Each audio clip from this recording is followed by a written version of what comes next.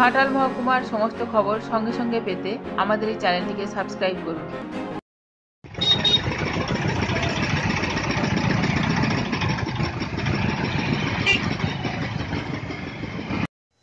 ঘাটালের শিলাবতী নদীর ওপর কংক্রিটের ব্রিজ তথা বিদ্যাসাগর সেতুটির এক্সপেনশন জয়েন্ট বদলের কাজ চলছে।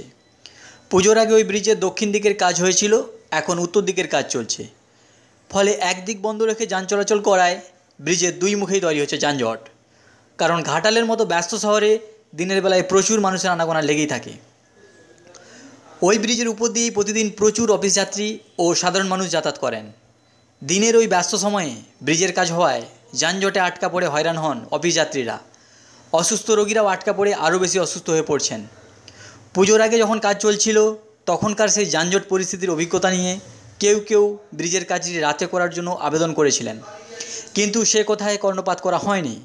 এ বিষয়ে পূর্ত দপ্তরের ঘাটাল হাইওয়ে ডিভিশনের সাব অ্যাসিস্ট্যান্ট ইঞ্জিনিয়ার বিমান মণ্ডল বলেন, ব্রিজের কাজ যারা করছেন তারা স্থানীয় কোনো লোক নন, প্রত্যেকেই কলকাতার মিস্ত্রি।